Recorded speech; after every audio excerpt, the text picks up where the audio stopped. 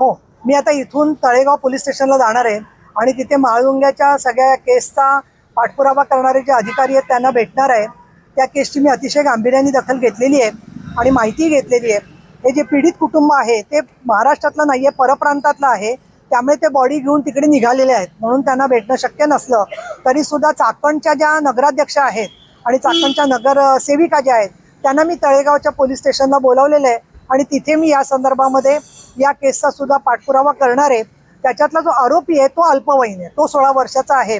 परंतु लहान मुलांच्या मध्ये अशी समलैंगिकता जर का चालली असेल तर काही लोक सातत्याने बोलतात की आम्हाला, आम्ही शिवसेना शिंदे गटाला समलैंगिकताच्या प्रश्नावरती आम्ही काहीच बोलत नाही आहे. ते मला काही कळेन असंच झालेलं आहे की ज्याच्यामध्ये गुन्हेगारी येते तिथे हा प्रश्न एकाचा राहतच नाही आहे, सगळ्यांचा प्रश्न राहतो. इथे काय प्रत्येक माणसाला कोणी समलैंगिक म्हटलेलं नाही आहे. ज्या ठिकाणी घटना झालेली आहे त्याच्यातून त्या बालकाचा मृत्यू झाला आहे, तर असे प्रकार होऊ नयेत या संदर्भामध्ये भूमिका घेणं आवश्यक आहे असं मला वाटतं.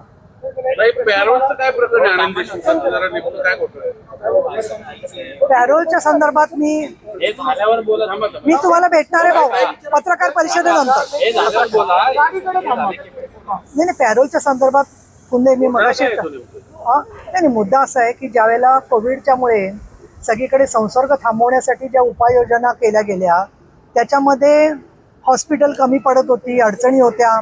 परंतु आमच्या गृह विभागाने पहिलं कार्य काय काढलं तर या कैद्यांना एकत्र ठेवता येणार नाही जेलमध्ये, कारण बॅरकमध्ये गर्दी असते आणि संसर्ग होऊ शकतो. आणि असं म्हणून सगळ्या कैद्यांना, हजारो कैद्यांना पॅरोल देऊन टाकला.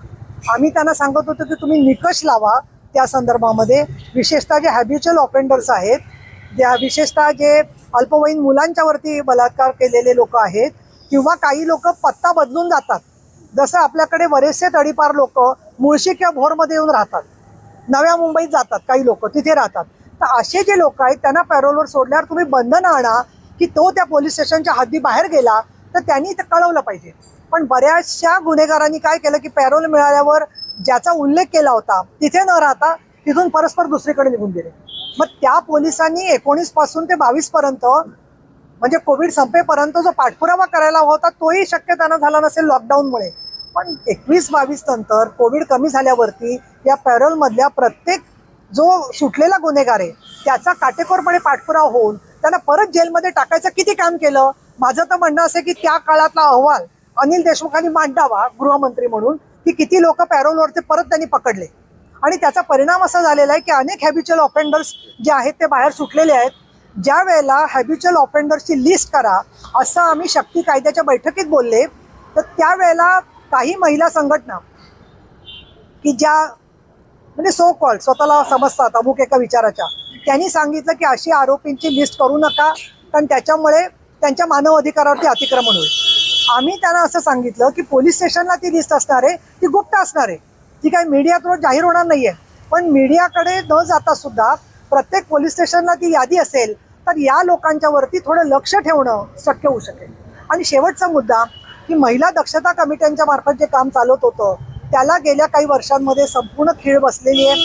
फक्त भरोसा सेलमध्ये काम चालतं. त्यामुळे आज ज्या इथे सगळ्या महिला कार्यकर्ते आहेत की ज्या महिला दक्षता समितीचे सदस्य म्हणून काम करू शकतात, त्या कुठल्याही पक्षाच्या किंवा पक्षनिरपेक्ष काम करणाऱ्या महिला, त्यांचा सहभागच पोलिसांच्या कामात राहिलेला नाही आहे, तो वाढवावा असं मी सदानंदजी दाते, माननीय मुख्यमंत्री देवेंद्र फडणवीस, माननीय उपमुख्यमंत्री एकनाथ शिंदे, माननीय उपमुख्यमंत्री सुनेत्रा पवार या सगळ्यांना सांगितलेलं आहे. दुर्दैवाने महिला बाल विकास विभाग त्यांनी त्यांचं स्वतःहून पीडित मुलीचं आणि कुटुंबाचं समुपदेशन केलं पाहिजे. तेही स्वतःहून समुपदेशन करत नाहीत. त्यांची अपेक्षा अशी की पोलिसांनी आम्हाला कळवावं. तर मी गेल्या आठवड्यातच त्यांच्या आयुक्तांना, महिला बाल कल्याणच्या उपायुक्तांना निर्देश दिलेले आहेत की त्यांनी स्वतःहून दर आठवड्यात विचारावं आणि ज्या केसेस झाल्या असतील त्यांना स्वतःहून महिला विकास अधिकाऱ्यांनी समुपदेशन केंद्र असो का नसो तिथे त्या ठिकाणी त्यांनी स्वतः समुपदेशनाची व्यवस्था केली पाहिजे असे मी अनेक या संदर्भातली भूमिका घेतलेली. त्याचा तो अहवाल त्यांनीच पोलिसांनी ते त्याच्या संदर्भातील प्रश्नोत्तर आहेत विधानमंडळाचे.